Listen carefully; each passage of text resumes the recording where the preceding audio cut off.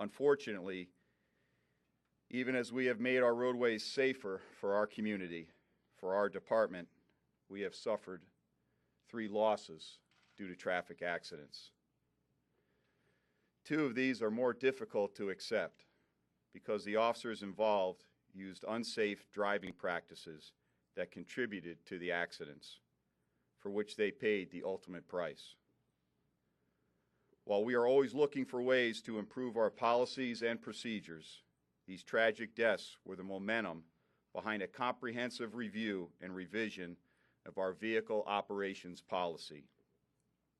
This policy revision was the result of months of research and input from many sources, both within police organizations as well as outside.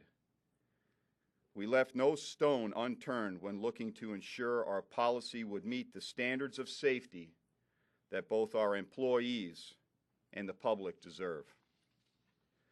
On December 5th, a new driving policy went into effect for all members of the Las Vegas Metropolitan Police Department. At this time, I would like to summarize some of those changes. First, the new policy includes a mandate that all employees will wear their seatbelts at any time their vehicle is in motion. The only exception for this wearing seatbelts is when an officer is expecting to exit the vehicle to take immediate police action and the vehicle is traveling at less than 15 miles per hour. An example would be if an officer is going to an active armed robbery call and feels they may have to jump out of the car quickly once arriving on the scene, they may unbuckle their seatbelt as they approach once the car speed has been reduced to 15 miles an hour. Otherwise, they stay buckled up. Our new policy also includes some new rules about the use of lights and sirens. Code 2, which is the use of emergency lights without the siren, is now authorized under very limited circumstances. When an officer is rolling Code 3, which means they are using their lights and siren, there are some safety precautions they must follow. During Code 3 operations, officers will not exceed the posted speed limit by more than 20 miles per hour, except during an actual vehicle pursuit. Also, officers shall always come to a stop before entering an intersection against a traffic control device, as well as before entering a blind intersection. Even if the officer is driving Code 3, they must stop before entering an intersection against a traffic light.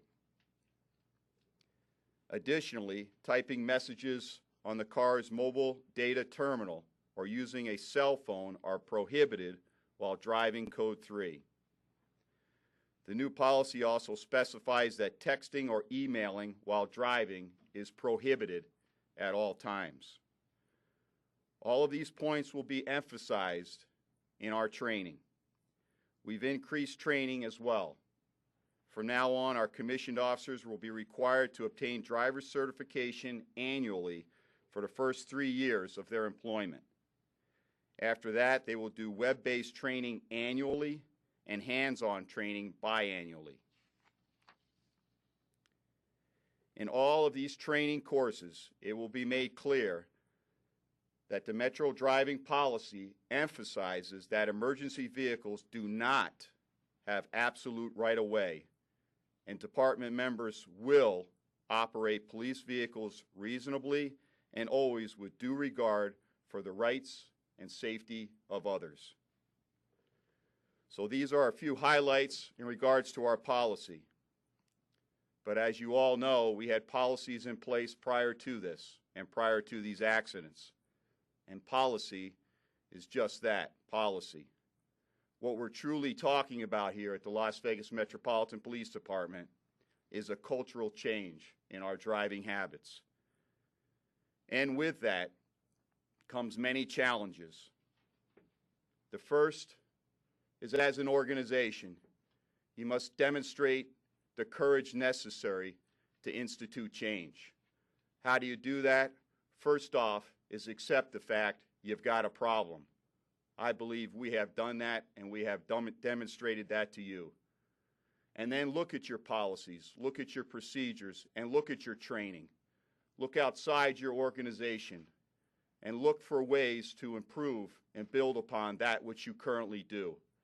And I feel my organization has done just that. It requires commitment. This can't be a short-term fix. This is going to be a long process, and we have to be as committed to it a year from today as we are today. If you truly want to change the culture and create an environment of driving safe, it's going to take some time. With that, you have to have solid policies. You have to have solid training. But you also have to develop a mindset that starts when you're hired, about driving and how critical a part of it is that we do. And then you have to emphasize that throughout the careers of the men and women that are out there driving these black and whites in our police vehicle. And you have to continue to institute that philosophy so when they retire, they take it with them. We are embarking on that. We have reached out to R&R Advertising, and they are partnering with us in developing a Drive Safe campaign here at the Las Vegas Metropolitan Police Department. You all are familiar with their work. You all are familiar with our past partnerships with them. You all are familiar with the product that comes. I am confident that this safe driving campaign will be second to none. It's not done. It's not close to being done, folks. We've got a lot of work ahead of us to actually institute a program that's going to impact the driving habits of our people to the level that we need it to. And I will be more than happy as we progress to make you aware of the progress that we're making with that particular campaign. But that's the commitment aspect of what it is that we're willing to do and that we need to do as a police organization. Change in a culture also requires understanding and patience. Know full well, we know we've lost 3 officers. A day doesn't go by that I don't think about them. But I also know we need to focus on the future. I know they would want us to, and that's exactly what we're doing. Time will tell as well, and will show our commitment as an organization to instituting this change.